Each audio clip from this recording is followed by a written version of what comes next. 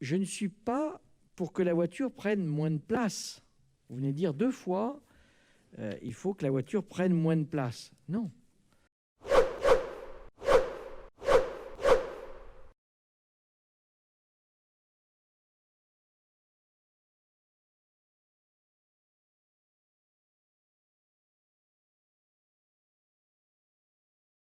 Dans le même temps, aujourd'hui, on n'assiste pas quand même à une révolution au niveau du maillage du territoire.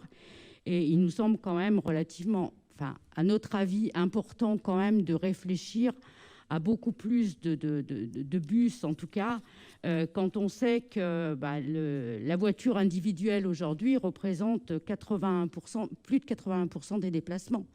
Donc, si on veut que la voiture prenne moins de place, il faudra bien trouver le moyen d'adapter, en tout cas, notre réseau de transport. Si on veut vraiment faire en sorte que la place de la voiture soit nettement moins importante, il va bien falloir se donner les moyens d'une politique de transport plus ambitieuse, à notre goût en tout cas.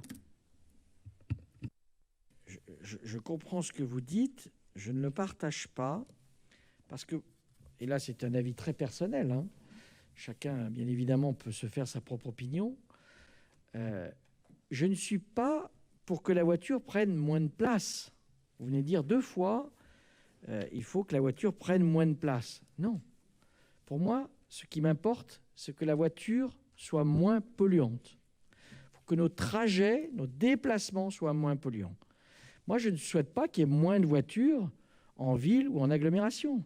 Je souhaite par contre qu'il y ait davantage de voitures propres. Merci pour les éléments que vous avez donnés qui clarifient le pourquoi il n'y a pas une volonté ambitieuse de développer le transport en commun, parce qu'on ne veut pas qu'il y ait moins de voitures. Donc ça clarifie un petit peu les choses. Nous, c'est clair qu'on a une vision qui est complètement différente de la chose. Il faut agir maintenant. Dans 15 ans, peut-être qu'il y aura une solution miraculeuse qui nous permettra, grâce à les tapis volants, de se déplacer dans un véhicule de 2 tonnes sans polluer. Pour l'instant, ce n'est pas le cas. Et malheureusement, en l'état actuel des choses, le transport, qui représente 30% des émissions territoriales de gaz à effet de serre, est un poste sur lequel il faut qu'on agisse de façon importante. Et de ce point de vue-là, justement, une ambition importante en termes de transport en commun, avec tout ce que vous faites, c'est-à-dire électrique, essayer de diminuer les émissions du parc de voitures de la ville, c'est très bien, mais dans une vision de l'impact des déplacements sur le territoire, il y a vraiment un très très gros travail qu'il faut qu'on fasse. Et je ne crois pas qu'il y ait de plan climat, enfin à ma connaissance en tout cas, de plan climat qui nous permettent d'atteindre ne serait-ce que les accords de Paris, sans parler de tout ce que vous avez justement évoqué assez rapidement, qui est les impacts importés. Parce que voilà, vous avez encore parlé de véhicules propres en parlant de véhicules électriques. Moi, personnellement, je n'accepte pas de décarboner. Ouais, mais je ne vais pas parler de véhicules décarbonés, je vais parler de véhicules un peu moins pires qu'un véhicule diesel.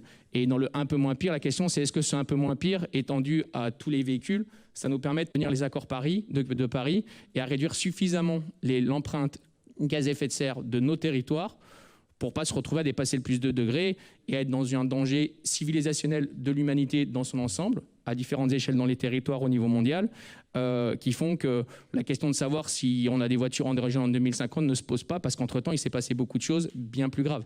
Donc voilà, après, on a des lectures différentes des choses, et du coup, voilà, on regrette en tout cas pour nous que justement, on ne veuille pas étendre ces mobilités-là sans justement essayer d'entraver tout en proposition des solutions alternatives plus justement fortes pour inciter les gens à lâcher la voiture au maximum.